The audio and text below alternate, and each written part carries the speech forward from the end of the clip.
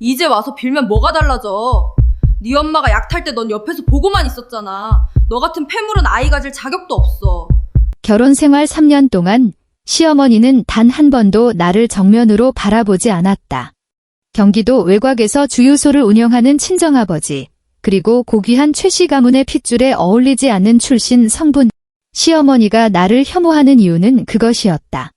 마침내 내가 임신했을 때조차 그녀의 얼굴에는 미소 한 점 떠오르지 않았다. 그녀는 싸늘하게 내뱉었다. 저 뱃속의 애가 우리 최간의 씨인지 누가 알겠니? 그날부터 시어머니는 매일 나에게 정체불명의 보약을 다려주기 시작했다. 칠흑같이 검은 탕약은 구역질이 날 만큼 썼다. 나는 그 약을 마시고 싶지 않았다. 그래서 야근을 마치고 돌아온 남편에게 몰래 전부 마시게 했다. 그렇게 7일째 되던 날, 남편은 회사 이사회 도중 갑자기 입에 거품을 물고 쓰러졌다. 응급실 의사가 내뱉은 진단명에 좌중은 찬물을 끼얹은 듯 조용해졌다. 본격적인 이야기를 시작하기에 앞서 구독과 좋아요, 그리고 여러분이 어디서 이 이야기를 듣고 계신지 댓글로 남겨주세요. 기쁜 마음으로 인사드리겠습니다. 자, 그럼 이야기를 시작합니다. 청담동의 밤은 언제나 금속성의 서늘함을 품고 있다. 수연은 최그룹 본사 37층 통유리창 앞에 서서 이마가 닿을 듯 말 듯 두꺼운 방탄유리에 얼굴을 가까이 댔다. 유리의 차가운 온도가 피부로 전해졌다. 그것은 마치 이 빌딩 안의 모든 사람이 그녀를 바라볼 때의 시선처럼 차갑고 단단했다. 창밖으로 서울의 야경이 펼쳐졌다. 강남대로 위로 수많은 네온 사인이 강물처럼 흘렀고 삼성동의 고층 아파트 단지들은 따스한 노란 불빛을 밝히고 있었다. 그 불빛들이 겉보기엔 따뜻해 보였지만 수연은 알고 있었다. 그건 그저 부자들이 창문을 장식하기 위해 켜둔 LED 조명기에 불과하다는 것을. 진정한 온기란 이 빌딩 안에 애초부터 존재하지 않았다. 그녀의 오른손이 무의식적으로 자신의 아랫배를 감쌌다. 아주 미세한 굴곡만이 느껴질 뿐 자세히 보지 않으면 거의 알아채기 힘든 정도였다. 12주 의사는 12주가 지나면 태아의 심장 박동이 더욱 안정될 것이라고 했다. 그녀는 한때 이 작은 심장이 뛰는 소리가 얼음장 같은 이 가족 사이에 작은 균열을 내고 그 틈으로 한 줄기 햇살을 들여보낼 수 있으리라 믿었다. 하지만 그녀의 착각이었다. 등 뒤로 인기척이 들렸다. 또각거리는 하이힐 소리가 아니다. 시어머니는 집안에서 절대 구두를 신지 않는다. 그녀가 신는 것은 이탈리아 장인이 한 땀 한 땀 만들었다는 한 켤레에 80만 원이나 하는 맞춤 양모 슬리퍼다. 그 슬리퍼가 대리석 바닥을 밟는 소리는 지극히 가벼웠지만 수연의 귀에는 천둥 소리처럼 들렸다. 3년의 결혼 생활은 그녀의 청각을 비정상적으로 예민하게 만들었다. 그녀는 남편이 문을 열 때 나는 열쇠 소리와 시어머니가 도어록 비밀번호를 누를 때 나는 전자음의 미세한 차이를 구분할 줄 알았다. 발소리의 강약만으로 상대방의 그날 기분을 파악했고 숨소리의 빈도만으로 상대가 무언가 억누르고 있는지 알아챌 수 있었다. 그것은 재능 따위가 아니었다. 갇힌 짐승이 생존을 위해 진화시킨 본능 같은 것이었다. 아가. 시어머니의 목소리가 등 뒤에서 들려왔다. 비소를 감싼 설탕 덩어리처럼 부드러운 목소리였다. 수연은 즉시 몸을 돌리지 않았다. 그녀는 유리에 비친 시어머니의 잔상을 응시했다. 짙은 회색 캐시미어 카디건을 걸친 여자가 머리카락 한 올 흘러내리지 않게 단정히 올린 채 서 있었다. 진주 귀걸이가 조명 아래서 은은한 광택을 뿜어냈다. 시어머니의 손에는 약탕기가 들려 있었다. 약효를 가장 잘 보존해준다며 경상도 시골 장인에게 특별 주문했다는 그 뚝배기였다. 이미 뚜껑이 열려 있어 진한 한약 냄새가 공기 중으로 퍼져나가기 시작했다. 그 냄새에 수연의 위장이 울렁거리기 시작했다. 내가 직접 달인 거다. 시어머니가 조금 더 가까이 다가와 약탕기를 옆 탁자에 내려놓았다. 은수저가 뚝배기 안을 휘저으며 칠판을 긁는 듯한 미세한 소음을 냈다. 20년 묵은 산삼에 녹용, 당귀, 숙지황까지 넣었어. 임산부한테 더할 나위 없이 좋은 것들이다. 수연은 마침내 몸을 돌렸다. 그녀는 시어머니의 얼굴을 바라보았다. 62살이라는 나이가 무색하게 50 초반으로 보일 만큼 완벽하게 관리된 얼굴이었다. 주름 하나 없는 팽팽한 피부는 강남의 초고가 피부과와 매년 2번씩 다녀오는 스위스 항로화 클리닉 덕분일 것이다. 시어머니의 입가에는 미소가 걸려 있었다. 수연에게는 너무나 익숙한 미소였다. 그룹 행사에 참석해 기자들의 카메라 세례를 받을 때마다 시어머니가 짓던 바로 그 표정. 완벽하고 교양 있으며 한치의 빈틈도 없는 가면. 하지만 그녀의 눈빛이 모든 것을 말해주고 있었다. 시어머니의 시선은 수연의 얼굴이 아닌 그녀의 아랫배에 고정되어 있었다. 그 눈빛에는 기대도, 자애도, 곧 할머니가 될 여자가 가져야 할 그 어떤 따스한 감정도 없었다. 차갑고 딱딱한 시선. 마치 하자가 있는 상품을 꼼꼼히 검수하는 듯했고 어디선가 불쑥 들어온 도둑고양이를 어떻게 자신의 영역에서 쫓아낼지 계산하는 듯했다. 수연의 등줄기에 서늘한 소름이 끼쳤다. 감사합니다. 어머니. 수연의 입에서 나온 목소리는 평온하고 공손했다. 감정의 찌꺼기라고는 찾아볼 수 없었다. 3년이라는 시간 동안 그녀는 이 가족 앞에서 자신의 진짜 감정을 철저히 숨기는 법을 터득했다. 너무 마음 쓰시게 해서 죄송해요. 마음 쓰긴. 시어머니가 은수저로 칠흑 같은 탕약을 한 숟가락 떴다. 먹물처럼 걸쭉한 액체에서는 형용할 수 없는 쓴냄새와 수연이 정체를 알 수 없는 기묘한 향이 섞여 올라왔다. 지금은 혼몸도 아닌데 잘 챙겨 먹어야지. 이리 와라. 식기 전에 어서 마셔. 은수저가 수연의 입가로 다가왔다. 탕약의 뜨거운 김이 얼굴에 확 끼쳐왔다. 코를 찌르는 강렬한 쓴냄새에 수연의 미간이 저절로 찌푸려졌다. 검은 액체를 내려다보며 그녀는 문득 어린 시절 경상도 외할머니 댁에서 마셨던 한약을 떠올렸다. 열이 펄펄 끓던 손녀를 위해 외할머니가 정성껏 다려내오셨던 그 약, 침대맡을 지키던 외할머니의 눈빛은 따뜻했고 안타까웠으며 사랑으로 가득 차 있었다. 하지만 지금 눈앞에 있는 시어머니의 눈빛에는 아무것도 없었다. 뭘 멍하니 서 있니? 시어머니의 어조가 미세하게 변했다. 부드러운 가면 위로 날카로운 금이 같다. 식으면 약효 떨어진다. 수연은 입을 벌려 그 숟가락을 받아들였다. 상상했던 것보다 훨씬 더 썼다. 혀뿌리에서 쓴맛이 폭발하듯 터져나왔고 식도를 타고 내려가는 내내 뜨겁게 자결했다. 위장이 격렬하게 경련하며 강한 구토감이 치밀어 올랐다. 수연은 필사적으로 입을 다물고 구역질을 삼켰다. 하지만 얼굴은 이미 창백하게 질렸고 이마에는 식은 땀이 송골송골 맺혔다. 왜 그러니? 시어머니의 목소리가 차게 가라앉았다. 내 정성이 부족해서 그러니? 수연은 고개를 저었다. 입을 열면 그 역한 약을 다 토해낼 것만 같아 말도 할 수 없었다. 그녀는 시어머니의 탐색하는 듯한 시선을 피해 눈을 내리깔았다. 시선이 닿은 곳은 시어머니의 손이었다. 배곡같이 관리된 손, 둥글고 단정하게 다듬어진 손톱 위에는 연분홍빛 매니큐어가 발라져 있었다. 그리고 네 번째 손가락에는 10캐럿짜리 다이아몬드 반지가 눈부시게 번뜩이고 있었다. 5년 전 최 회장이 결혼기념일 선물로 주었다는 그 반지였다. 남아프리카 공화국에서 공수해온 다이아몬드를 벨기에 앤트워프 최고의 장인이 세공했다는 그 물건? 서울의 사모님들 사이에서 최 회장의 지극한 아내 사랑을 증명하는 물건으로 회자되던 그 반지. 수연은 그 다이아몬드를 뚫어지게 쳐다보았다. 보석이 굴절시키는 날카로운 빛이 눈을 찔러 순간적으로 현기증이 났다. 결혼식 날 남편이 제 손가락에 끼워주던 반지가 떠올랐다. 고작 2캐럿. 시어머니의 것보다 5배나 작은 다이아몬드였다. 그때만 해도 그녀는 순진하게 생각했었다. 남편과의 사랑이 깊어지고 최 씨 가문의 후계자를 낳으면 남편도 언젠가 더 큰 다이아몬드를 선물해 줄지 모른다고. 지금 생각하니 헛웃음이 나올 만큼 가소로운 환상이었다. 다 마셨으면 들어가 쉬어라. 시어머니는 은수저를 거두고 약탕기 뚜껑을 덮었다. 내일 또 새로 다려서 보내마. 그녀가 몸을 돌려나갔다. 양모 슬리퍼가 대리석 바닥을 스치는 소리가 멀어졌다.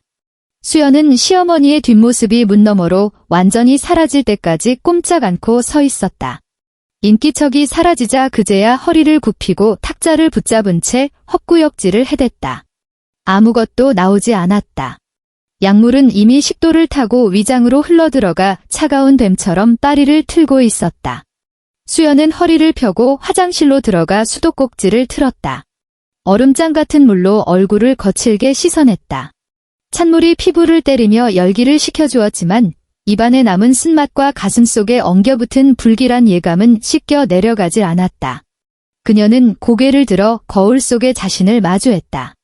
3년 거울 속 여자의 얼굴은 결혼 전과 완전히 달라져 있었다. 눈가에는 희미한 주름이 잡혔고 눈동자는 총기를 잃어 뿌연 먼지가 낀 듯했다. 그녀의 손이 다시 한번 아랫배를 감쌌다. 아가, 잘 있는 거지? 임신 테스트기에 두 줄이 선명하게 떴던 날, 서울에는 부슬비가 내리고 있었다. 수연은 그날을 생생하게 기억했다. 눈을 떴을 때 창밖은 잿빛이었고 빗줄기가 통유리창을 때리며 사각거리는 소리를 냈다. 생리가 2주나 늦어진 데다 아침부터 속이 뒤집어질 듯 메스꺼웠다. 서랍 깊숙한 곳에서 3개월 전에 사다 놓은 임신 테스트기를 꺼냈다. 실망할까 봐 차마 쓰지 못했던 물건이었다. 두 줄. 분홍색이 선명하고 의심할 여지 없는 두 줄이었다. 수연은 변기 뚜껑 위에 앉아 떨리는 손으로 테스트기를 10분 동안이나 뚫어지게 쳐다보았다. 눈물이 볼을 타고 흘러내렸다. 기쁨의 눈물인지 공포의 눈물인지 어쩌면 둘 다일지도 몰랐다. 3년 만에 드디어 아이가 생겼다는 환희와 이 아이가 자신에게 가져다 줄 것이 뒤늦은 인정일지 더 큰 재앙일지 알 수 없는 두려움이 뒤섞였다. 그녀는 테스트기를 쥐고 화장실을 나갔다. 남편 최준혁은 아직 침대에서 자고 있었다. 전날 늦게까지 이어진 술자리 때문인지 방 안에는 술 냄새와 낯선 향수 냄새가 섞여 있었다. 그녀는 묻지 않았다. 묻지 않는 편이 더 안전하다는 것을 결혼 생활 3년 동안 뼈저리게 배웠으니까. 준혁 씨. 그녀가 남편의 어깨를 조심스럽게 흔들었다. 여보, 일어나 봐요. 최준혁이 웅얼거리며 몸을 뒤척이더니 이불을 머리끝까지 끌어올렸다. 준혁 씨. 수연이 목소리를 조금 높이며 테스트기를 남편 눈앞에 들이밀었다. 이것 좀 봐요. 이불이 거치고 최준혁이 부스스한 눈으로 그녀를 올려다보았다. 눈은 퉁퉁 부어 있었고 흰자 위에는 실핏줄이 터져 있었다. 숙취에 찌든 피로한 눈동자가 테스트기에 머물렀다. 2초 정도 멍하니 있던 그의 동공이 순간 확 커졌다. 이거, 나 임신했어요. 수연의 목소리가 미세하게 떨렸다. 여보, 우리한테 아이가 생겼다고요? 최준혁이 침대에서 벌떡 일어났다. 테스트기를 받아들고 이리저리 돌려보던 그의 표정은 해석하기 힘들 만큼 복잡했다. 수연은 남편의 얼굴에서 기쁨의 흔적을 찾으려 애썼지만 보이는 것은 당혹감과 멍함, 그리고 읽을 수 없는 기묘한 감정뿐이었다. 어머니가 좋아하시겠네? 한참 만에 입을 연 최준혁의 목소리는 잠겨 있었다. 손주 보고 싶다고 노래를 부르셨잖아. 수연은 대답하지 않았다. 시어머니가 손주를 원한다는 건 그녀도 잘 알고 있었다. 지난 3년 동안 밥상머리에서 툭하면 몸에 무슨 문제 있는 거 아니냐, 병원에 가봐야 하는 거 아니냐, 시험관 시술이라도 받아봐라 하며 비수를 꽂던 시어머니였다. 그때마다 수연은 죄인처럼 고개를 숙이고 유리 조각을 삼키듯 그 말들을 견뎌내야 했다. 어머니께 말씀드리고 올게요. 옷을 갈아입은 수연은 안방을 나와 시어머니의 방으로 향했다. 긴 복도 양옆으로 최 씨 가문의 역사가 담긴 사진들이 걸려 있었다. 흑백의 조상들, 중년 시절의 시부모님, 최 회장과 시어머니의 결혼식, 남편의 어린 시절 오직 수연의 사진만이 없었다. 3년이나 이 집 며느리로 살았지만 그녀의 흔적은 이 벽 어디에도 허락되지 않았다. 복도 끝 시어머니의 방문을 두드렸다. 들어와라 하는 소리에 문을 열었다. 시어머니는 화장대 앞에 앉아 있었고 가사 도우미가 머리를 빗겨주고 있었다. 거울 속에서 시어머니의 눈과 수연의 눈이 마주쳤다. 여전히 차가운 불청객을 보는 듯한 눈빛이었다. 어머니. 수연은 두 손으로 테스트기를 공손히 받쳐 들고 다가갔다. 최대한 평정심을 유지하려 노력했다. 저 임신했습니다. 방 안에는 몇 초간 정적이 흘렀다. 가사 도우미의 손이 허공에 멈췄고 빛은 시어머니의 머리카락 위에 멈춰섰다. 시어머니의 표정에는 어떤 동요도 없었다. 그녀는 그저 결제 서류를 검토하듯 테스트기를 빤히 바라볼 뿐이었다. 알았다. 마침내 입을 연 시어머니의 목소리는 오늘 날씨를 이야기하듯 건조했다. 병원 가서 검사부터 받아라. 수연은 잠시 멍해졌다. 검사요. 친자 확인 검사 말이다. 시어머니는 고개를 돌려 다시 거울을 보며 머리 모양을 살폈다. 최 씨 가문의 핏줄에는 티끌만한 오점도 용납되지 않는 법이니까? 그 말은 날카로운 칼이 되어 수연의 심장을 정통으로 찔렀다. 그녀는 테스트기를 든 채 얼어붙었다. 전신의 피가 차갑게 식어내리는 기분이었다. 친자 확인. 시어머니는 지금 이 아이가 남편의 아이가 아닐 수도 있다고 의심하는 것인가? 내가 다른 남자와 어머니. 수연의 입술이 파르르 떨렸다. 저는 결코 준혁 씨 말고는 내가 부정하다는 말이 아니다. 시어머니가 말을 잘랐다. 여전히 평온했지만 그 평온함 속에는 거역할 수 없는 위압감이 서려 있었다. 이건 우리 집안의 절차야. 가문을 이을 아이라면 누구든 거쳐야 하는 과정이다. 억울해할 것 없다. 수연은 반박하고 싶었다. 이건 명백한 모욕이라고 소리치고 싶었지만 목구멍이 막힌 듯 말이 나오지 않았다. 그녀는 도움을 청하듯 문 쪽을 돌아보았다. 언제 왔는지 남편 최준혁이 문가에 서 있었다. 샤워 가운을 걸친 채 헝클어진 머리로 멍하니 서 있었다. 그는 아무 말도 하지 않았다. 수연은 남편을 쳐다보며 그가 입을 열기를 기다렸다. 어머니, 너무하십니다라고 단 한마디라도 아내를 위해 해주기를. 내 아이의 아버지로서 나를 보호해주기를. 하지만 최준혁은 수연의 시선을 피해 고개를 푹 숙여버렸다. 엄마 말이 맞아? 혼잣말처럼 기어들어가는 목소리였다. 확실하게 해두는 게 좋지. 그 순간 수연은 심장이 누군가의 손에 꽉 쥐어짜이는 듯한 통증을 느꼈다. 아팠다. 너무나 아팠다. 하지만 울지 않았다. 비명도 지르지 않았다. 그녀는 그저 비겁하게 고개를 숙인 남편과 거울 속에서 만족스러운 미소를 짓는 시어머니를 번갈아 보았다. 그제야 깨달았다. 이 집에서 자신은 며느리가 아니었다. 그저 가격표가 붙은 자궁, 최 씨 가문의 후계자를 생산하기 위한 도구일 뿐이었다. 자신의 가치는 인간으로서의 존엄이 아니라 자궁에서 무엇이 나오느냐에 따라 결정되는 것이었다. 그리고 만약 그 생산품이 품질 검사를 통과하지 못하면 그녀는 폐기 처분될 것이다. 고장 난 기계처럼. 친자 확인 결과는 3일 뒤에 나왔다. 99.99% 일치. 아이는 최준혁의 핏줄이었다. 수연은 이 결과가 시어머니의 태도를 조금이라도 바꿔놓으리라 기대했다. 하지만 그 또한 착각이었다. 시어머니는 결과지를 건네받고는 훑어보지도 않은 채 서랍에 던져 넣었다. 그리고 무심하게 말했다. 당분간은 집에서 조용히 태교나 해라. 쏘다니지 말고. 아이 낳고 나면 그때 가서 다시 얘기하자. 그 말투에는 어떤 기쁨도 없었다.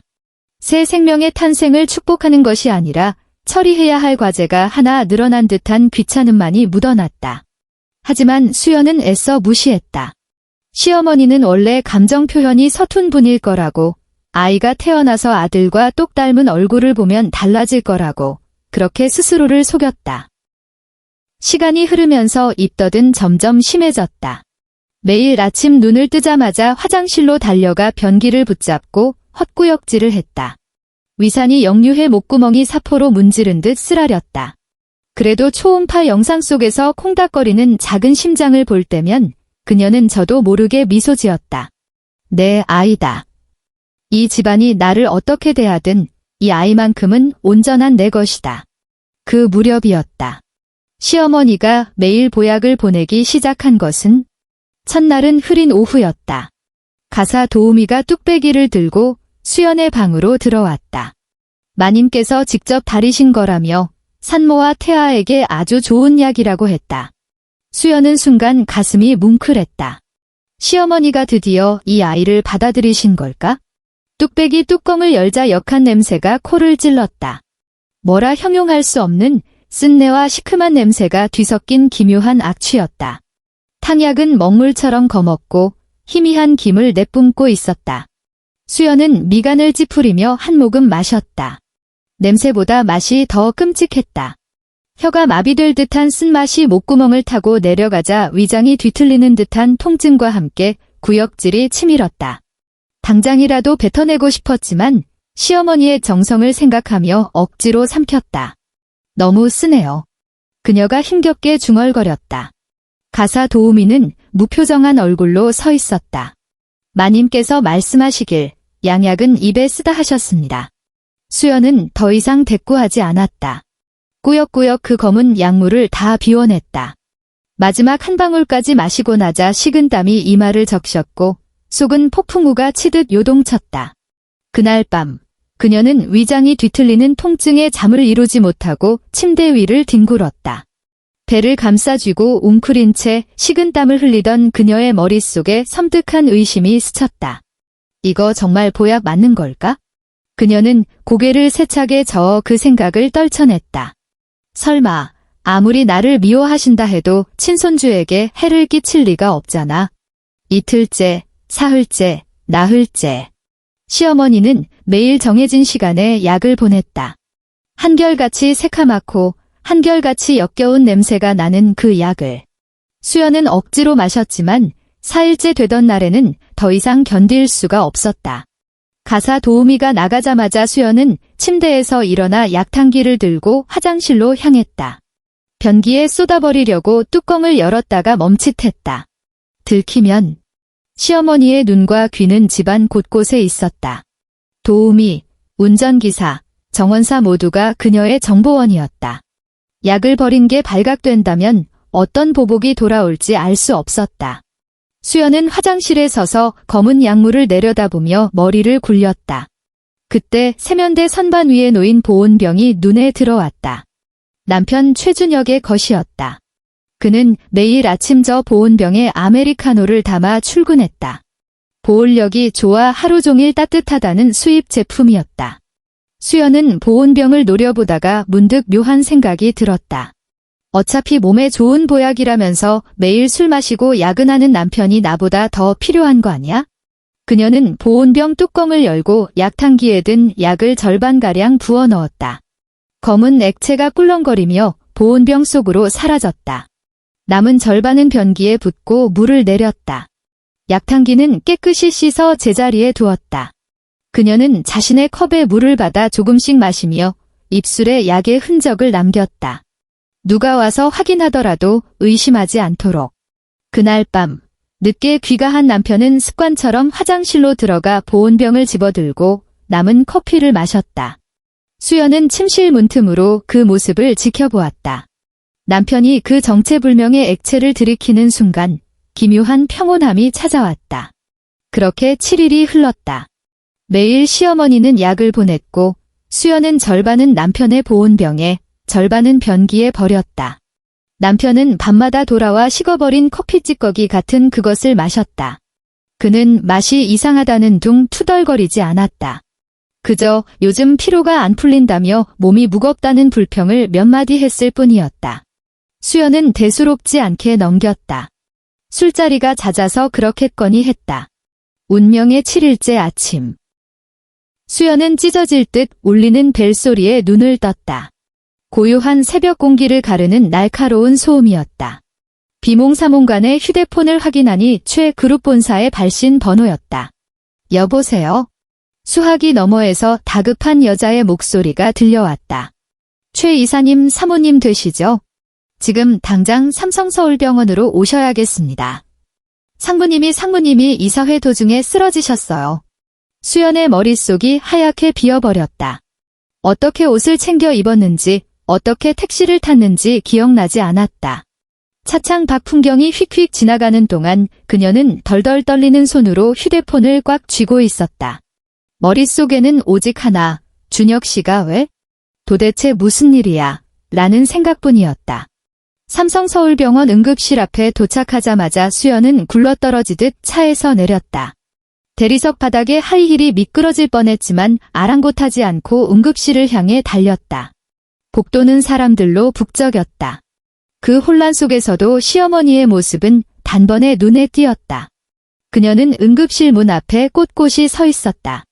낙타색 최고급 캐시미어 코트를 걸치고 머리는 흐트러짐 없이 단정했다. 하지만 수연은 보았다. 평소 바위처럼 흔들림 없던 시어머니의 어깨가 10캐럿 다이아몬드 반지를 낀 그 손이 미세하게 떨리고 있다는 것을. 어머니. 수연이 달려갔다. 준혁 씨는요? 어떻게 된 거예요? 시어머니가 고개를 돌렸다. 순간 수연은 숨을 멈췄다. 시어머니의 얼굴은 백지장처럼 하얗게 질려 있었다. 입술은 파르르 떨리고 있었는데 그것은 추위 때문이 아니었다. 뼛속 깊은 곳에서 올라오는 원초적인 공포였다. 눈동자는 초점을 잃고 흔들렸고 마치 세상의 종말이라도 목격한 사람 같았다.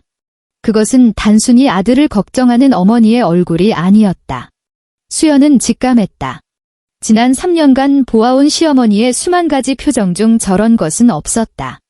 저것은 두려움이다. 자신이 저지른 죄악이 마침내 심판의 칼날이 되어 돌아왔음을 깨달은 자의 공포였다. 수연의 심장이 덜컥 내려앉았다. 그때 응급실 문이 열리고 의사가 걸어 나왔다. 흰 가운을 입은 남자의 표정은 심각하다 못해 기괴하기까지 했다. 그는 시어머니와 수연을 번갈아 보더니 시어머니에게 시선을 고정했다. 환자분 보호자 되십니까? 시어머니가 힘겹게 고개를 끄덕였다. 입을 열려 했지만 목소리가 나오지 않는 듯 했다. 잠시 저랑 들어오시죠. 의사의 목소리는 차분했지만 그 안에는 불길한 무게가 실려 있었다. 검사 결과에 대해 직접 설명드려야 할 것 같습니다. 시어머니는 다리에 힘이 풀린 듯 비틀거리며 의사를 따라 들어갔다. 수연도 홀린 듯 그 뒤를 따랐다. 응급실 안은 눈이 시릴 만큼 밝은 조명으로 가득했다. 최준혁은 침대에 누워 산소호흡기에 의지해 가쁜 숨을 몰아쉬고 있었다. 얼굴은 흑빛이었고 입술은 보라색으로 변해 있었다. 온몸에 연결된 튜브와 전선들 사이로 심전도 모니터가 규칙적인 기계음을 뱉어냈다. 금방이라도 숨이 끊어질 것만 같았다. 의사가 침대맡에 서서 차트를 들고 두 여자를 바라보았다. 혈액 검사 결과가 나왔습니다. 의사가 입을 열었다. 환자의 혈액에서 치사량에 가까운 고농도의 미페프리스톤과 미소프로스톨 성분이 검출되었습니다. 수연은 미간을 찌푸렸다. 처음 듣는 낯선 단어들이었다. 알기 쉽게 말씀드리면 의사가 잠시 말을 골랐다. 이 두 가지는 낙태약의 주성분입니다. 낙태약.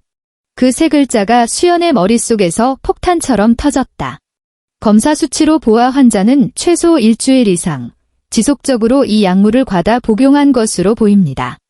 의사의 목소리가 수연의 귀에 윙윙거리며 울렸다. 마치 물속에서 듣는 것처럼 현실감이 없었다. 이 정도 양이면 환자의 생식 기능에 치명적이고 비가역적인 손상을 입히게 됩니다. 의사는 잠시 침묵하더니 시어머니를 똑바로 쳐다보았다. 간단히 말해서 환자분은 이제 평생 아이를 가질 수 없게 되었습니다. 순간 세상의 소리가 꺼진 듯 고요해졌다. 수연은 멍해진 머리를 억지로 돌려 의사의 말을 조립하려 애썼다. 낙태약, 일주일, 불임, 아이를 가질 수 없다. 낙태약, 7일. 수연의 시선이 천천히 시어머니에게로 향했다. 시어머니는 침대 옆에 서서 석고상처럼 굳어 있었다. 핏기 하나 없는 얼굴로 바닥만 내려다보고 있었다. 다리가 후들거리더니 결국 버티지 못하고 뒤로 주춤 물러났다. 벽에 부딪힌 그녀는 그대로 스르르 무너져 내리며 바닥에 주저앉았다. 수연의 머릿속에서 모든 퍼즐 조각이 맞춰졌다. 시어머니가 직접 다렸다던 그 검은 보약, 구역질이 날 만큼 쓰던 그 액체. 정확히 7일 동안 매일 배달되었던 그 정성. 그것은 보약이 아니었다. 낙태약이었다. 시어머니는 처음부터 이 아이가 세상 빛을 보는 걸 원치 않았다. 내 뱃속의 아이를 죽이려 했던 것이다. 수연의 손이 덜덜 떨리기 시작했다. 그녀는 자신의 아랫배를 내려다보았다. 아직 작지만 힘차게 뛰고 있을 생명. 만약 내가 그 약을 마셨다면, 만약 남편의 보온병에 붙지 않았다면, 내 아이는 이미 핏덩이가 되어 사라졌겠구나. 선생님, 바닥에 주저앉은 시어머니의 입에서 쥐어짜는 듯한 목소리가 흘러나왔다. 혹시 결과가 잘못된 건 아니겠죠? 우리 아들이 그럴 리가. 검사 결과는 정확합니다. 의사는 단호했다. 이건 실수로 한두 번 먹어서 나올 수 있는 수치가 아닙니다. 누군가 고의적으로 그리고 지속적으로 환자에게 약을 먹인 겁니다. 의사의 날카로운 시선이 시어머니에게 꽂혔다. 경찰에 신고는 했습니다만 혹시 짐작 가는 사람은 없으십니까? 시어머니의 몸이 사시나무 떨듯 격렬하게 흔들렸다. 아니야, 내가 그런 게 아니야, 난 몰라, 아무것도 모른다고. 수연은 바닥에 웅크린 채 덜덜 떠는 시어머니를 내려다보았다. 천하를 호령할 듯 오만하던 여자가 지금은 척추가 부러진 뱀처럼 바닥을 기고 있었다. 통쾌해야 했다. 나를 벌레 취급하고 내 아이를 죽이려 했던 악마가 천벌을 받고 있는 것이다. 하지만 수연은 웃을 수 없었다. 대신 사무치는 한기가 뼛속까지 파고들었다. 어머니. 수연이 입을 열었다. 스스로도 놀랄 만큼 차갑고 건조한 목소리였다. 그 7일 동안 다려주신 보약원래는 제가 마셔야 했던 거죠? 시어머니가 고개를 번쩍 들었다. 눈물과 콧물로 범벅이 된 얼굴은 흉측하게 일그러져 있었다. 그녀는 입을 뻥긋거렸지만 아무 말도 하지 못했다. 변명할 수도 부인할 수도 없었다. 사실이 명백했으니까. 그녀가 직접 달인 약의 며느리의 자궁을 비워내기 위해 그 천한 핏줄을 지워버리기 위해 준비한 독약. 하지만 그 독약은 며느리가 아닌 아들의 몸속으로 들어갔다. 하나뿐인 아들. 최 씨 가문의 유일한 후계자. 그 아들은 이제 영원히 대를 이을 수 없게 되었다. 복도 쪽이 소란스러워졌다. 간호사들과 의사들이 웅성거리며 모여들었다. 수군거리는 소리가 닫힌 문틈을 비집고 들어와 수연의 고막을 찔렀다. 세상에, 시어머니가 며느리한테 낙태약을 먹이려다 아들이 먹었대? 완전 막장 드라마네. 천벌 받은 거지, 뭐. 시어머니는 귀를 막고 고개를 무릎 사이에 파묻었다.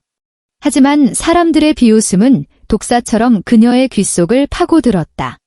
그녀가 평생을 목숨처럼 지켜온 가문의 명예와 체면이 산산조각 나는 소리였다. 수연은 차가운 눈으로 시어머니를 내려다보았다. 3년 전 처음 인사드리러 갔을 때 저 여자가 나를 보던 눈빛이 딱 저랬다. 경멸과 혐오, 그리고 더러운 것을 보는 듯한 시선. 이제 상황은 완전히 역전되었다. 최 여사님 되십니까? 굵직한 목소리와 함께 제복을 입은 경찰관이 다가왔다. 병원 측 신고를 받고 왔습니다. 잠시 조사 좀 하겠습니다. 경찰은 바닥에 주저앉은 시어머니와 서 있는 수연을 번갈아 보았다. 관계가 어떻게 되십니까? 저는 환자의 아내입니다. 수연이 대답했다. 그럼 저분은? 경찰이 턱짓으로 시어머니를 가리켰다. 수연은 잠시 침묵하다가 또렷하게 말했다. 제 시어머니이자 제 남편에게 독을 먹인 장본인입니다. 시어머니의 몸이 딱딱하게 굳었다. 병실 안은 시체 안치소처럼 차가웠다. 최준혁이 눈을 떴다. 흐릿한 시야 너머로 눈부신 형광등 불빛이 들어왔고 기계음 소리가 귓가를 때렸다. 그리고 침대 옆 의자에 앉아있는 수연의 모습이 보였다. 수연아. 그의 목소리는 모래를 씹은 듯 거칠었다. 나 왜 이러냐. 수연은 말없이 그를 응시했다. 그녀의 눈은 깊은 우물처럼 고요했다. 그때 의사가 들어왔다. 최준혁 씨, 정신이 드십니까? 의사는 침대 옆으로 다가와 차트를 넘겼다. 설명드릴 게 있습니다. 최준혁은 몸을 일으키려 했지만 힘이 들어가지 않아 다시 베개에 머리를 파묻었다. 무슨 일입니까? 의사는 건조하고 정확하게 그에게 사형 선고나 다름없는 진단을 내렸다. 낙태약 성분 검출. 장기간 복용. 그리고 영구적인 불임. 최준혁의 얼굴에서 핏기가 완전히 사라졌다. 무슨 개소리야. 그의 입술이 파르르 떨렸다. 내가 고자라니 그게 무슨 말도 안 되는. 검사 결과는 틀리지 않습니다. 의사의 냉정한 확인 사살에 최준혁의 눈이 뒤집혔다. 누가 나한테 약을 먹였다는 거야? 어떤 새끼가. 그는 광기에 찬 눈으로 병실을 훑었다. 그러다 문가에 서 있는 어머니를 발견했다. 시어머니는 유령처럼 서 있었다. 아들의 시선을 피하지도 못한 채 그저 입술만 달싹이고 있었다. 최준혁의 눈에 붉은 핏발이 섰다. 엄마가 그런 거야? 시어머니가 비틀거리며 한 발짝 다가왔다. 준혁아, 내 아들 엄마 말 좀 들어봐. 엄마가 나한테 약 먹였냐고. 최준혁이 링거줄이 팽팽해질 정도로 몸을 비틀며 고함을 질렀다. 짐승의 울부짖음 같았다. 아니야. 엄마는 몰랐어. 내가 마실 줄은 꿈에도 몰랐어. 시어머니가 침대마드로 달려와 무릎을 꿇고 아들의 손을 잡았다. 엄마는 저 계집애한테 먹이려고 저 천한 것이 우리 집안 씨를 베서 그걸 지우려고. 뭐라고요? 최준혁이 벼락 맞은 사람처럼 멈칫했다.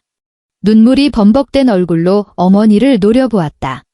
저 사람한테 먹이려던 걸 내가 먹었다고?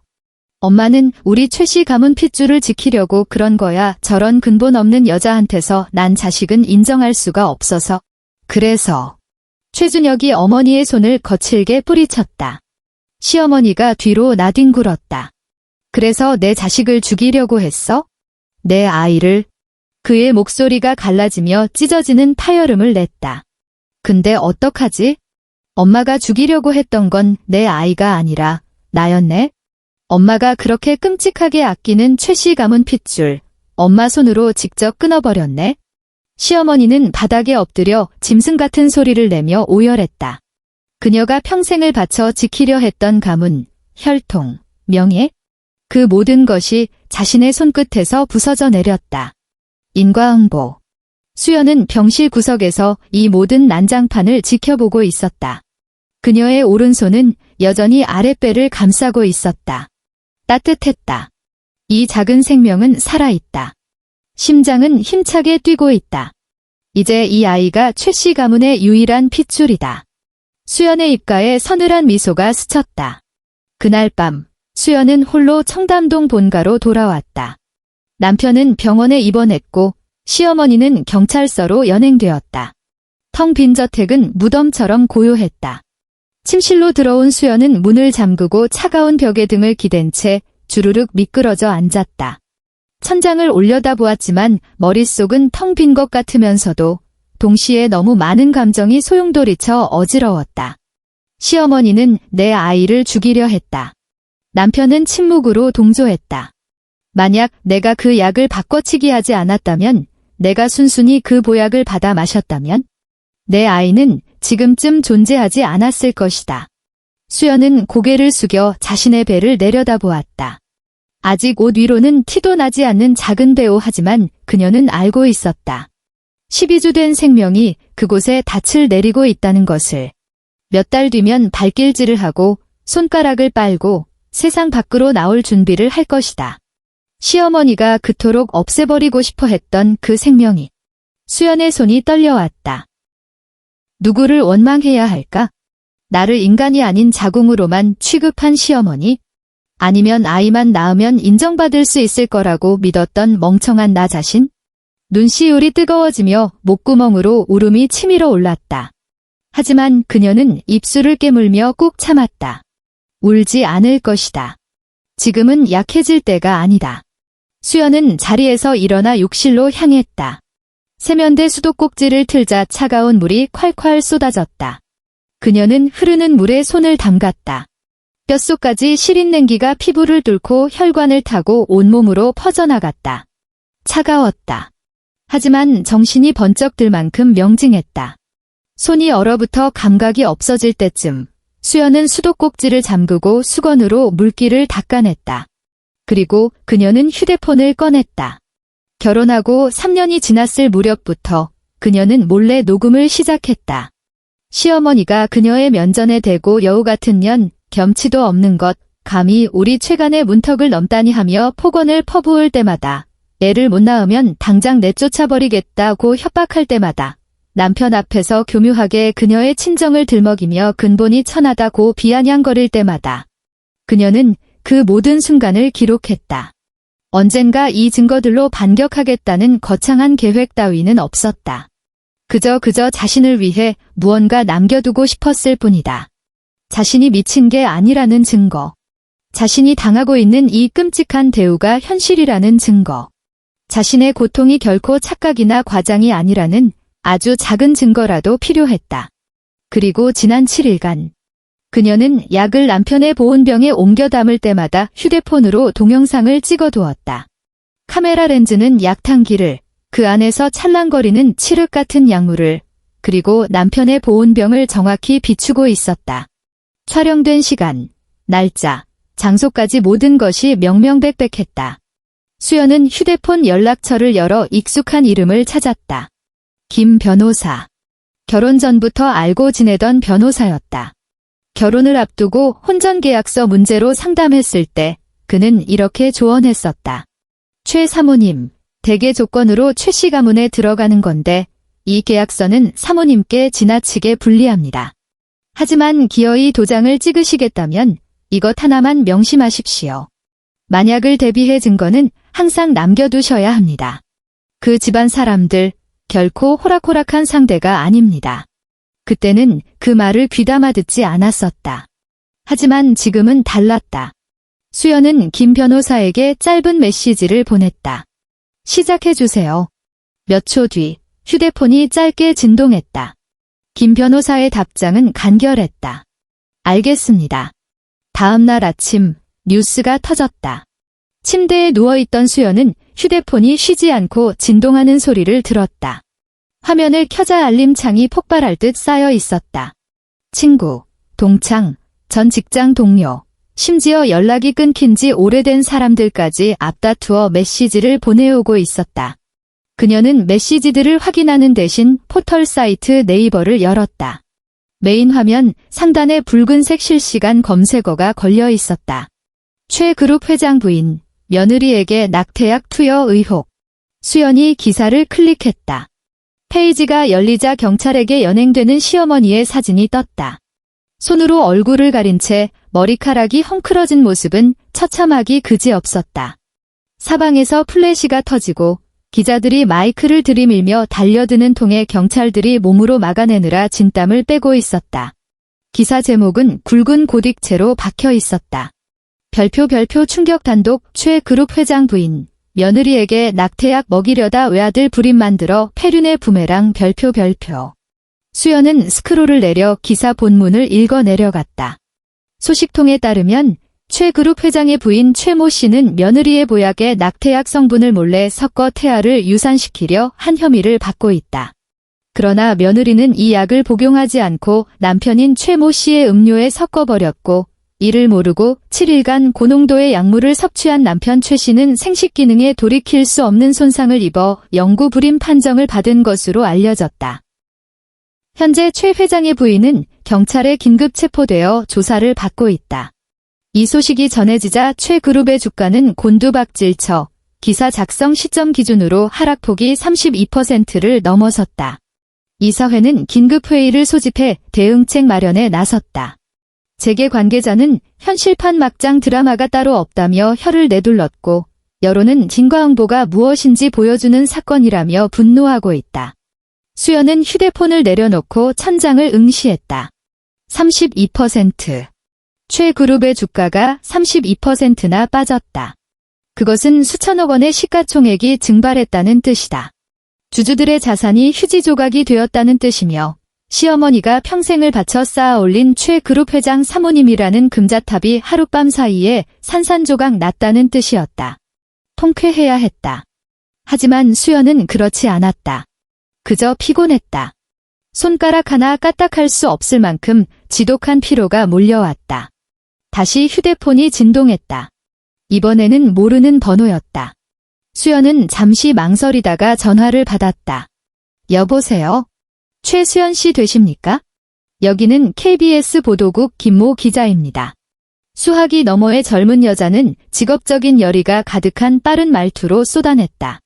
시어머니의 독극물 투여 혐의와 관련해 인터뷰를 요청드리고 싶습니다. 신변 보호와 익명 보장은 확실하게 해드릴 수 있고요. 지금 혹시? 수연은 대답 없이 전화를 끊었다. 몇 초 뒤 또다시 벨이 울렸다. 이번에도 낯선 번호였다. 수연은 미련 없이 휴대폰 전원을 꺼버렸다. 그 후 며칠 동안 수연은 침실 문을 걸어 잠그고 누구와도 만나지 않았다. 가사 도우미가 식사를 문 앞에 두고 조심스럽게 노크를 하면 발소리가 멀어질 때까지 기다렸다가 쟁반을 들여왔다. 그녀는 거의 먹지 않았다. 죽 몇 숟가락과 물 몇 모금으로 간신히 생명만 유지했다. 휴대폰을 켜면 수백 통의 메시지가 쏟아졌다. 지인들의 걱정을 가장한 호기심, 기자들의 집요한 인터뷰 요청 그녀는 단 하나도 답장하지 않았다. 유일한 예외는 김 변호사였다. 김 변호사는 매일 진행 상황을 보고해왔다. 경찰이 정식으로 사건을 입건했습니다. 오늘 최 회장 부인이 소환 조사를 받았으나 혐의를 전면 부인하며 강경한 태도를 보이고 있습니다. 검찰이 개입했습니다. 곧 기소될 것으로 보입니다. 최 그룹 이사회가 최 회장의 사퇴를 요구하고 있습니다. 수연은 그 메시지들을 무표정하게 읽고 하나씩 삭제했다. 그녀는 이런 기록을 남기고 싶지 않았다. 그녀가 원한 건 이런 떠들썩한 파멸이 아니었다. 그녀가 원한 건 사과였다. 진심 어린, 뼈저린 사과 한마디. 하지만 그녀는 알고 있었다. 죽었다 깨어나도 그 사과는 받을 수 없으리라는 것을. 7일째 되던 날 구치소에 있는 시어머니에게서 전화가 걸려왔다. 수연은 액정에 뜬 번호를 내려다보다가 긴 한숨을 내쉬며 통화 버튼을 눌렀다. 수연아. 수학이 넘어 시어머니의 목소리는 쇠가 긁히는 듯 거칠고 지쳐 있었다. 그 서슬퍼렇던 위험은 온데간데 없었다. 수연아, 애미다. 수연은 침묵했다. 수연아, 제발 부탁이다. 시어머니의 목소리가 떨리기 시작했다. 고소 좀 취하해 다오. 내가 이렇게 빈다. 내가 너한테 50억, 아니 100억을 주마. 내가 고소만 취하해주면 원하는 건 뭐든지 다 들어줄게. 수연의 입꼬리가 비스듬히 올라갔다. 100억. 결혼 예물로 목걸이 하나 사주는 것도 아까워하며 너 같은 게 감히 우리 최간의 보석을 탐내냐고 모욕을 주던 여자가 이제 와서 100억을 부르고 있었다. 어머니. 마침내 수연이 입을 열었다. 소름 끼치도록 차분한 목소리였다. 어머니께선 제 뱃속의 아이를 그토록 혐오하셨잖아요. 전화기 너머가 조용해졌다. 그런데 수연이 자리에서 일어나 창가로 걸어갔다. 창밖으로 서울의 야경이 펼쳐져 있었고 멀리 한강 물결이 달빛을 받아 은비늘처럼 반짝이고 있었다. 이 아이가 이제 최 씨 가문의 유일한 후계자가 되었네요. 그녀가 잠시 말을 멈췄다. 제가 왜 어머니를 구해야 하죠? 수학이 너머에서 억눌린 흐느낌이 터져나왔다. 수연은 더 이상 듣지 않고 전화를 끊어버렸다. 최준혁이 퇴원했다. 수연을 찾아온 그는 10년은 늙어 보였다. 얼굴은 흑빛이었고 눈가는 퀭하게 패어 있었으며 덥수룩한 수염에선 패배자의 냄새가 났다. 구겨진 셔츠에 느슨하게 매달린 넥타이 차림의 그는 한때 의기양양하던 최 그룹 후계자와는 딴판이었다. 그는 들어오자마자 무릎을 꿇었다. 수연아. 그가 수연의 다리를 붙잡고 애원했다. 목소리는 쇳소리처럼 갈라져 있었다. 수연아, 제발. 이혼만은 안 돼? 수연은 말없이 그를 내려다보았다. 이 아이가 내 유일한 핏줄이야. 그의 눈에서 눈물이 주르륵 흘러내려 초췌한 뺨 위에 기를 냈다. 나 이제 다시는 내 아이를 가질 수 없대. 이 아이가 내 마지막 희망이야. 수연아, 제발. 그가 고개를 들어 충혈된 눈으로 그녀를 올려다보았다. 눈동자 가득 비굴함이 넘실거렸다. 내가 앞으로 정말 잘할게. 맹세해. 다시는 엄마가 너 괴롭히지 못하게 막을게. 너랑 우리 아이, 내가 목숨 걸고 지킬게. 제발 나 버리지 마. 수연은 그 얼굴을 응시했다. 한때 사랑했던 남자였다. 결혼식 날 턱시도를 입고 환하게 웃으며 평생 당신만 바라볼게 라고 맹세하던 남자. 그때 그녀는 그를 믿었다.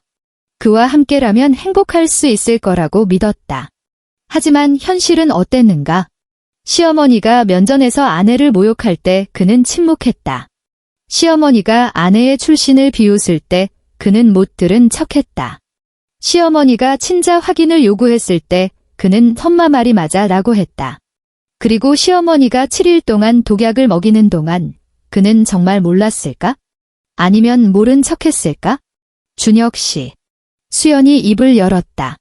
아주 먼 곳에서 들려오는 듯한 아득한 목소리였다. 하나만 물을게요. 최준혁이 눈물범벅이 된 얼굴로 그녀를 바라보았다. 어머니가 그 약을 보내던 7일 동안 수연이 한 글자 한 글자 힘주어 물었다. 당신은 정말 몰랐던 거야? 아니면 알고도 모른 척한 거야? 최준혁의 몸이 석고상처럼 굳었다. 입술이 달싹거리며 무언가 말하려 했지만 목소리는 나오지 않았다. 그의 눈동자가 불안하게 흔들리더니 수연의 시선을 피해 바닥으로, 벽으로 도망쳤다. 그는 대답하지 못했다. 그리고 그 침묵이 가장 확실한 대답이었다. 수연이 웃었다. 새벽 안개처럼 희미하고 금세 사라질 듯한 허무한 미소였다. 알겠어. 그녀는 다리를 붙잡고 있는 그의 팔을 천천히 떼어내고 무릎 꿇은 그를 지나쳐 문 쪽으로 걸어갔다. 문손잡이를 잡은 그녀가 잠시 멈춰섰다. 이혼 서류. 그녀는 뒤돌아보지 않았다. 내일 변호사 편으로 보낼게. 문이 닫히고 최준혁은 닫힌 문 앞에 덩그러니 남겨졌다. 수연이 내건 이혼 조건은 서울 사교계를 발칵 뒤집어 놓을 만큼 파격적이었다. 최그룹 지분 35%, 청담동 본가의 영구 거주권, 아이가 성인이 되는 25세까지 매월 2천만 원의 양육비, 그리고 위자료 50억 원. 최준혁의 변호사는 합의서 초안을 보고 얼굴이 사색이 되었다. 그는 최준혁에게 전화를 걸어 직원 명백한 강탈입니다. 절대 서명하시면 안 됩니다. 소송으로 가면 승산이 있습니다라고 길길이 날뛰었다. 하지만 최준혁은 서명했다. 그는 덜덜 떨리는 손으로 합의서에 자신의 이름을 적어 넣었다. 획 하나하나를 그을 때마다 살점이 떨어져 나가는 듯한 고통이 느껴졌다. 하지만 그에게는 선택권이 없었다. 수연의 뱃속에 있는 아이는 그의 유일한 핏줄이었다. 만약 수연이 마음을 바꿔 아이를 지우기라도 한다면 최 씨 가문의 대는 영원히 끊기는 것이다. 자신의 어머니가 아들의 씨를 말려버렸고 아들은 돈으로 그 대가를 치러야 했다. 서명을 마친 날 밤, 최준혁은 텅 빈 병실에 앉아 위스키 한 병을 통째로 비웠다. 그 약들이 떠올랐다. 어머니가 정성껏 다려보냈다던 그 보약, 검고, 쓰고, 기분 나쁜 냄새가 나던 그 액체. 그는 아내의 방을 지날 때마다 탁자 위에 놓인 약탕기를 보았었다. 어머니에게 저게 무슨 약이냐고 물었을 때 어머니는 며느리 몸보신용이라며 웃었었다. 그는 믿었다. 아니, 믿기로 선택했다. 의심하는 것보다 믿는 편이 편했으니까? 믿으면 어머니와 싸울 필요가 없으니까? 믿으면 효자 노릇을 계속할 수 있으니까? 어머니가 미친 사람이라는 끔찍한 진실을 마주하지 않아도 되니까? 최준혁은 빈 술병을 벽에 집어던졌다. 쨍그랑 소리와 함께 유리 조각이 사방으로 튀었고 조명 아래서 파편들이 서늘하게 번뜩였다. 그는 자신의 두 손을 내려다보았다. 이 손으로 수연을 안았었다. 그녀의 배에 손을 얹고 태동을 느꼈었다. 서툰 솜씨로 앞치마 끈을 묶어주었고 잠든 그녀에게 이불을 덮어주었었다. 하지만 이 손으로 그녀를 지켜준 적은 단 한 번도 없었다. 단 한 번도. 2달 뒤 시어머니에 대한 재판이 열렸다. 법정에서 검사는 차고 넘치는 증거들을 쏟아냈다. 수연이 녹음한 파일들, 병원의 혈액검사 결과서, 시어머니가 직접 쓴 약재 구매 내역, 뚝배기에 눌어붙은 약물 성분 분석표 빠져나갈 구멍은 바늘구멍만큼도 없었다. 시어머니 측 변호사는 고의가 아니었다, 약재상에게 속았다, 손자를 해칠 의도는 없었다며 필사적으로 변론했지만 재판부는 싸늘했다. 피고인 최 모 씨. 판사가 판결문을 읽어내려가는 목소리는 서리빨처럼 차가웠다. 고의적 상해죄를 적용하여 징역 3년에 집행유예 5년, 투약 미수 및 관련 혐의를 병합하여 최종적으로 징역 3년, 집행유예 5년을 선고한다. 판사봉이 내려쳐지는 순간 시어머니의 몸이 휘청거렸다. 법정 경위들의 부축을 받으며 나오는 그녀를 향해 기자들이 벌떼처럼 달려들었다. 플래시 세례가 쏟아지는 가운데 그녀는 검은색 승합차에 짐짝처럼 실려갔다. 수연은 법원 계단 위에 서서 멀어지는 승합차를 바라보았다. 바람이 불어 머리카락이 뺨을 스쳤다. 그녀는 한 손으로 눈에 띄게 불러온 배를 감싸 안았고 다른 한 손은 주먹을 꽉 쥐고 있었다. 옆에 서 있던 김 변호사가 서류 봉투를 건넸다. 판결문 사본입니다. 김 변호사가 말했다. 그리고 방금 강제집행 통지서가 도착했습니다. 수연은 봉투를 열어 첫 장을 확인했다. 강제집행 통지서. 내용은 명료했다. 법원 판결에 따라 피고인 최 씨는 원고 최수연에게 위자료 50억 원을 지급해야 한다. 피고인의 현금 유동성 부족으로 인해 피고인 명의의 청담동 소재 부동산 소유권을 원고에게 이전하여 이를 가름한다. 그 부동산은 바로 최 씨 가문의 본가였다. 시어머니가 30년을 넘게 군림해온 그 집. 수연은 서류를 덮으며 입가에 희미한 미소를 띄었다. 시어머니가 출소하던 날은 음산한 겨울이었다. 금방이라도 눈이 쏟아질 듯 하늘은 잿빛이었다. 구치소 정문을 나서는 시어머니는 야은 외투 하나만 걸친 초라한 모습이었다. 머리는 하얗게 샜고 얼굴주름은 골짜기처럼 깊어져 있었다. 단 몇 달 사이에 10년은 늙어버린 듯했다. 그녀가 가장 먼저 향한 곳은 은행이었다. 돈이 필요했다. 몇 달간 묶여있던 계좌에서 돈을 찾아 앞으로의 생활을 꾸려야 했다. 은행 창구 직원이 카드를 받아 단말기에 긁더니 난처한 표정으로 고개를 저었다. 죄송합니다. 고객님. 직원의 말투는 정중했지만 사무적이었다. 계좌가 동결되었습니다. 동결이라니. 시어머니가 되물었다. 그게 무슨 소리예요? 법원 집행명령에 따라 고객님 명의의 모든 계좌가 압류되었습니다.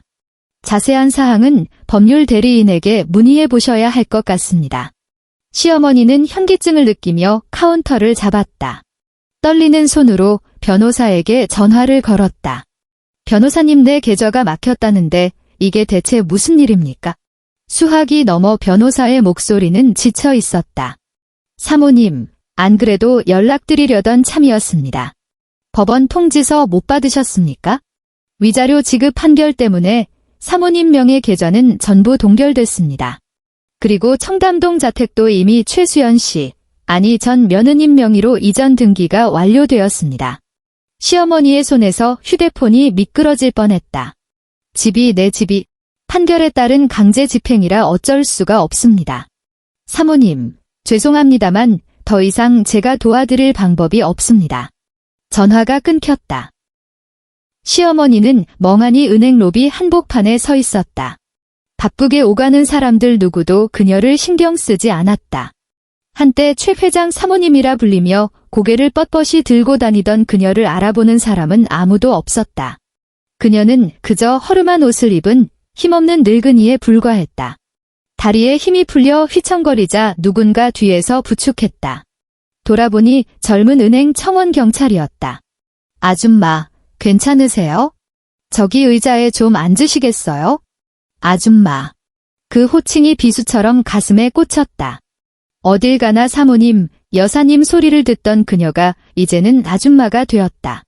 시어머니는 청원경찰의 손을 뿌리치고 도망치듯 은행을 빠져나왔다. 집으로 가야 했다. 30년을 살아온 청담동 그 집으로. 그곳엔 그녀의 옷, 보석, 추억, 그녀의 인생 모든 것이 있었다. 그곳만이 그녀가 쉴 곳이었다. 시어머니는 청담동 대문 앞에 서서 벨을 눌렀다. 몇 번의 신호음 끝에 인터폰 너머로 낯선 여자의 목소리가 들려왔다. 누구세요? 예전 도우미도 집사도 아닌 처음 듣는 목소리였다. 나다. 이 집 주인이다. 시어머니의 목소리가 떨렸다. 문 열어라. 잠시 침묵이 흘렀다. 다시 들려온 목소리는 한층 더 차가웠다. 주인마님께서 출입 권한이 없는 분은 들이지 말라고 하셨습니다. 시어머니는 말문이 막혔다. 뭐라고? 내 집이다. 내가 30년을 산 내 집이야. 죄송합니다. 이곳은 이제 최수연님의 댁입니다. 당장 돌아가시지 않으면 경찰을 부르겠습니다. 인터폰이 뚝 끊겼다. 시어머니는 망연자실하여 굳게 닫힌 대문을 올려다보았다. 짙은 갈색 원목 대문, 수만 번도 더 잡았던 그 황동 손잡이. 대문 위에 CCTV 카메라가 붉은 눈을 깜빡이며 그녀를 내려다보고 있었다. 다리가 무너져 내렸다. 그녀는 대문 앞에 털썩 주저앉았다. 수연아. 그녀가 악을 쓰며 소리쳤다. 수연아. 문 열어. 문 열란 말이다. 여긴 내 집이야. 대답은 없었다. 수연아. 목소리가 갈라져 쇳소리가 났다. 내가 어떻게 나한테 이럴 수 있니? 난 준혁이 애미다. 내 뱃속 아이 할미란 말이다. 내가 이러면 안 되지 이러면 안 돼. 고함은 점차 흐느낌으로 바뀌었다. 문은 끝내 열리지 않았다. 얼마나 지났을까? 경찰차 한 대가 대문 앞에 멈춰섰다. 경찰관 2명이 내려 바닥에 주저앉은 시어머니에게 다가왔다. 할머니, 여기서 이러시면 안 됩니다. 주거 침입 신고가 들어왔어요. 같이 가시죠. 경찰들에게 이끌려 일어나던 시어머니는 본능적으로 2층 창문을 올려다보았다. 커튼이 살짝 걷히고 창가에 서 있는 가녀린 실루엣이 보였다. 수연이었다. 그녀가 무표정한 얼굴로 시어머니를 내려다보고 있었다. 시어머니의 눈에서 눈물이 왈칵 쏟아졌다. 무어라 소리치려 했지만 목구멍에서 짐승 같은 울음소리만 새어나올 뿐이었다. 창가의 그림자는 잠시 머물다 뒤를 돌아 사라졌다. 커튼이 다시 닫혔다. 시어머니는 경찰차 뒷좌석에 태워져 멀어져 갔다. 3년 후 서울 웨스틴 조선호텔 그랜드 볼룸에서 최그룹 창립 기념 파티가 열렸다. 천장에서는 거대한 샹들리에가 별빛처럼 쏟아져 내렸고 화려한 드레스를 입은 귀빈들이 샴페인 잔을 들고 담소를 나누고 있었다. 고급스러운 향수 냄새와 와인 향기가 클래식 선율에 섞여 떠다녔다. 서울 상류층 사교계에서 가장 중요한 행사 중 하나였다. 모두가 한 사람을 기다리고 있었다. 오셨군요. 누군가 낮은 목소리로 속삭였다. 연회장 문이 열리고 한 여자가 어린 소년의 손을 잡고 들어왔다. 여자는 몸매를 우아하게 드러내는 검은색 샤넬 오트 쿠티르 드레스를 입고 있었다. 목에는 비둘기 알만한 에메랄드 목걸이가 걸려 있었는데 조명을 받아 깊고 푸른 빛을 발했다. 그 목걸이는 과거 최 그룹 회장 부인의 상징과도 같았던 최씨 가문의 갑오였다. 이제 그 목걸이는 최수연의 목에 걸려 있었다. 수연은 아들의 손을 잡고 우아하게 걸어 들어왔다. 꼬마 신사처럼 턱시도를 차려입은 남자아이는 동그란 눈을 깜빡이며 낯선 어른들을 바라보다가 엄마의 손을 꼭 쥐었다. 최 이사님.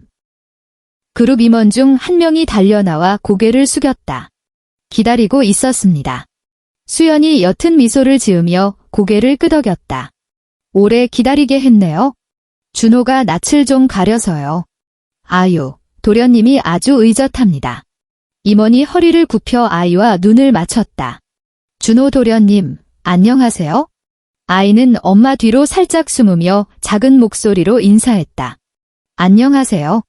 파티는 무르익어갔다. 수연은 아들을 데리고 테이블을 돌며 인사를 받았다. 3년 전만 해도 구박받는 며느리였던 그녀는 이제 최그룹의 최대 개인 주주이자 모두가 고개를 조아리는 권력의 정점에 서 있었다. 인생지사 세웅지 말하더니 바로 이런 경우를 두고 하는 말일 것이다. 연회장을 돌던 수연의 시선이 구석진 곳에 머물렀다. 가장 어두운 구석 테이블, 초라한 행색의 노파가 웅크리고 앉아 있었다. 색바랜 낡은 코트, 헝클어진 흰머리, 검버섯이 핀 쭈글쭈글한 얼굴. 손에 든 음료수 잔을 생명줄처럼 쥐고 있는 노파의 붉어진 눈은 턱시도를 입은 작은 소년을 쫓고 있었다. 시어머니였다. 수연의 발걸음이 찰나의 순간 멈칫했다가 다시 이어졌다. 시어머니도 수연을 보았다. 노파의 몸이 움찔했다. 일어나고 싶은 듯 엉덩이를 들썩였지만 차마 다가오지 못했다. 그녀의 눈에 고인 눈물이 조명을 받아 위태롭게 흔들렸다. 저 아이. 자신의 친손자가 불과 몇 걸음 앞에 있었다. 이 세상에 남은 자신의 유일한 핏줄. 하지만 그녀에게는 다가갈 자격이 없었다. 안아볼 자격도, 할미라고 부를 자격도 없었다. 수연은 아들의 손을 잡고 시어머니 앞을 스쳐 지나갔다.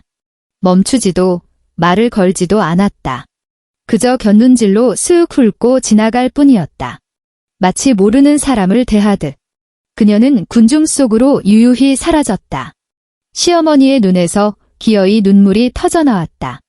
행사가 끝나고 수연은 아들을 데리고 대기실로 향했다. 대기실 문을 열자 익숙한 그림자가 서성이고 있었다. 시어머니였다. 노파는 금방이라도 쓰러질 듯 위태로운 걸음으로 다가왔다. 앙상하게 마른 손을 뻗어 손자의 머리를 만지려 했다. 준호가 겁을 먹고 엄마 뒤로 숨었다. 누구세요? 아이가 겁먹은 목소리로 물었다. 수연은 시어머니의 손을 막지 않았다. 그저 아이를 내려다보며 차분하게 말했다. 인사해, 내 할머니셔. 준호가 고개를 갸웃하며 낯선 할머니를 올려다보았다. 시어머니의 손이 떨리며 손자의 머리카락에 닿았다. 따스한 체온이 손끝에 전해지자 그녀는 오열하기 시작했다. 당장이라도 아이를 품에 안고 싶었지만 차마 그러지 못하고 머리카락만 쓰다듬으며 눈물을 뚝뚝 흘렸다. 준호야, 우리 준호. 목소리가 쇳소리처럼 갈라져 나왔다. 할미가 미안하다. 수연은 그 모습을 무표정하게 지켜보았다. 어머니. 건조하고 냉정한 목소리가 공기를 갈랐다. 시어머니가 퉁퉁 부은 눈으로 며느리를 올려다보았다. 보세요. 수연이 말했다. 어머니가 가장 걱정하시던 일은 일어나지 않았습니다. 시어머니는 멍한 표정이었다. 이 아이. 수연이 아들을 내려다보며 입꼬리를 살짝 올렸다. 유전자 검사 결과 최 씨 가문 핏줄 100% 맞습니다. 99.99% 일치, 잡티 하나 안 섞인 순종이에요. 시어머니의 입술이 파르르 떨렸다. 그런데 참 안타깝네요. 수연이 고개를 들어 시어머니의 눈을 똑바로 응시했다. 이제 이 아이가 최 씨 가문의 유일한 핏줄이라는 게요. 그 말은 확인 사살이었다. 시어머니의 몸이 크게 휘청거리더니 바닥으로 무너져 내렸다. 그녀는 땅을 치며 짐승처럼 울부짖었다. 가슴을 쥐어뜯으며 토해내는 통곡 소리가 텅 빈 대기실을 가득 메웠다. 그것은 모든 것을 잃은 자가 내뱉는 최후의 비명이었다. 수연은 바닥에 엎드려 우는 시어머니를 내려다보았다. 먼 옛날 자신도 저렇게 그녀 앞에 무릎 꿇었었다. 차를 따르고 모욕을 견디고 폭언을 삼키며 엎드렸었다. 이제 무릎 꿇은 건 시어머니였다. 수연은 더 이상 말없이 아들의 손을 잡았다. 가자, 준호야. 아이는 바닥에서 우는 할머니를 힐끔거리며 엄마를 따라 나섰다. 엄마, 저 할머니 왜 울어? 잘못을 해서 그래? 수연이 나직하게 대답했다. 잘못을 하면 벌을 받는 거야? 그게 세상의 이치란다. 아이는 알듯 말듯한 표정으로 고개를 끄덕였다. 수연은 아들을 안고 대기하고 있던 검은색 마이바흐 뒷좌석에 올랐다. 육중한 차 문이 닫히며 세상의 소음을 차단했다. 집으로 가요. 차가 미끄러지듯 출발해 서울의 어둠 속으로 사라졌다. 최준혁은 그 후 몇 명의 여자를 만났다. 첫 번째는 23살의 모델이었다. 다리가 길고 허리가 가는 그녀는 최그룹 후계자라는 타이틀에 혹해 돋발라 부르며 품에 안겼다. 하지만 그가 불임이라는 사실을 알게 된 다음 날 작별 인사 문자 하나 없이 증발해버렸다. 두 번째는 30살의 여배우였다. 막 주연을 맡은 드라마가 대박이 나 주가가 한창인 그녀는 그의 재력을 탐냈다. 하지만 그가 조심스레 결혼 이야기를 꺼내자 그녀의 미소가 싸늘하게 식었다. 준혁 씨, 저는 아직 젊어요. 굳이 아이 없는 결혼 생활에 얽매이고 싶진 않네요. 세 번째, 네 번째. 모든 만남은 비참하게 끝났다. 한국 상류사회에서 결혼은 사랑의 결실이 아니었다. 그것은 대를 잇고 가문을 확장하고 부를 대물림하는 비즈니스였다. 아이를 낳을 수 없는 남자, 미래를 생산할 수 없는 남자는 불량품 취급을 받았다. 아무도 달리지 못하는 말에 돈을 걸지 않았다. 최준혁은 술에 빠져 살았다. 매일 밤 텅 빈 오피스텔에서 위스키를 병째 들이켰다. 간 수치가 위험 수준을 넘었다고 의사가 경고했지만 그는 귓등으로도 듣지 않았다. 그가 유일하게 신경 쓰는 건 자신이 영영 잃어버린 것뿐이었다. 생식 능력, 미래, 그리고 자신의 모든 것. 회사 실적은 바닥을 쳤다. 한때 상무직함을 달고 거들먹거리던 그는 회의 시간에 멍하니 있거나 엉뚱한 결정을 내리기 일쑤였다. 이사회는 딱 1년을 참아주었다. 1년 뒤 그들은 만장일치로 그를 경영 일선에서 해임했다. 최 전 상무님. 이사장은 예에 바르지만 단호한 어조로 통보했다. 건강상의 이유로 요양을 좀 하시는 게 좋겠습니다. 위로금은 섭섭지 않게 챙겨드리겠습니다. 최준혁은 쓴웃음을 지었다. 25살, 아버지가 앉아 계시던 저 상석을 보며 기회사는 다 내 것이다 라는 말을 들었을 때가 떠올랐다. 이제 그 모든 것은 남의 것이 되었다. 더욱 비참한 건 어머니가 그토록 지우려 했던 자신의 아들이 그 3살배기 꼬마가 그룹 지분 35%를 가진 최대 주주라는 사실이었다. 최준혁은 가진 게 아무것도 없었다. 시어머니는 그해 겨울 어느 혹독한 밤에 죽었다. 첫눈이 내리던 밤이었다. 영하 15도의 칼바람이 부는 날 서울 노원구의 한 허름한 빌라 반지하 방에서였다.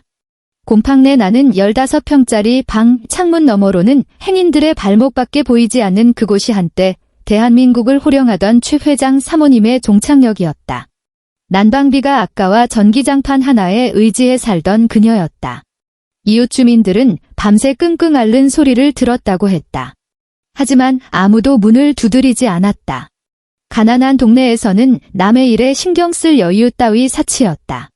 다음 날 아침 열린 문틈으로 악취가 새어나왔다. 집주인이 발견했을 때 그녀는 차갑게 굳어 있었다. 쌓이는 급성 심근경색, 골든타임을 놓친 고독사였다. 경찰은 그녀의 방에서 낡은 앨범 한 권을 발견했다.